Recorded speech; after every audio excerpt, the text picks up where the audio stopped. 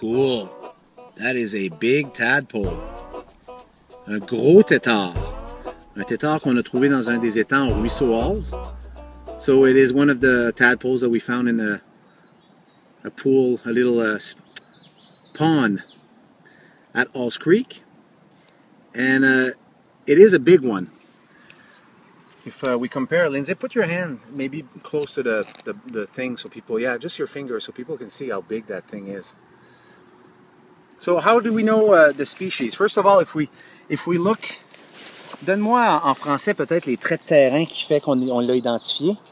Donc la coloration peut être du brun à olive et aussi on peut voir toutes les mouchetures sur son corps, les petits points noirs qui sont caractéristiques de l'espèce.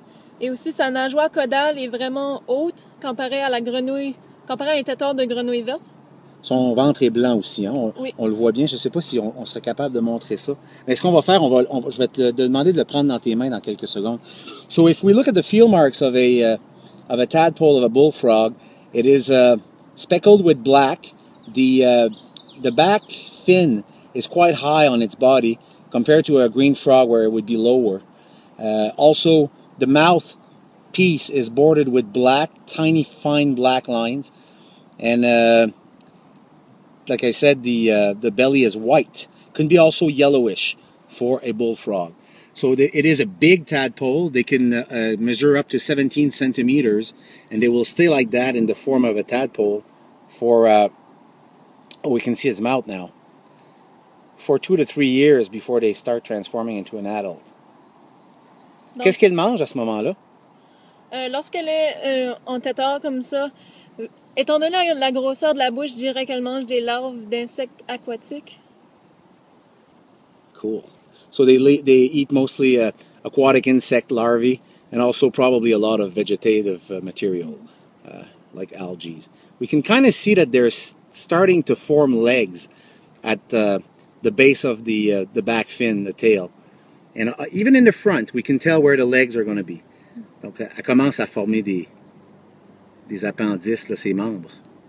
Donc, Alain a dit tantôt que, justement, ces têtards-là peuvent atteindre une grandeur de 17 cm et ça prend environ 2 à 3 ans avant de se métamorphoser en grenouille.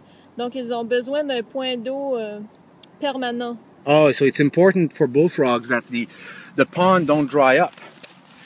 So they need a pond that is a permanent pond for them to be able, of course, if the pond dries up during the first or second year, well, there's trouble if the thing was just going to transform into an adult on the 3rd year. So they need to have, contrary to many other amphibians, they need to have, well, I guess le triton, c'en serait un qui aurait besoin d'avoir des étangs constants, permanents. So it's the same thing for this guy. Let's show it to people before we release it. One thing that is always important to do when we manipulate frogs, amphibians, salamanders, we tell kids here at Halls Creek on our guided walks to always make sure, first of all, Lindsay, you don't have any sunscreen or any bug dope on your hands. No.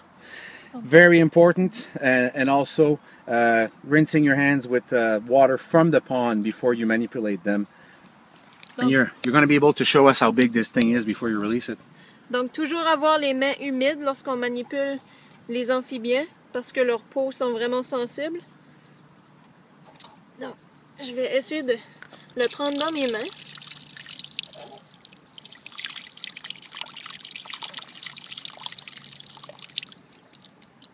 It is a big tadpole. Really big tadpole. Et là, on va le relâcher à l'eau.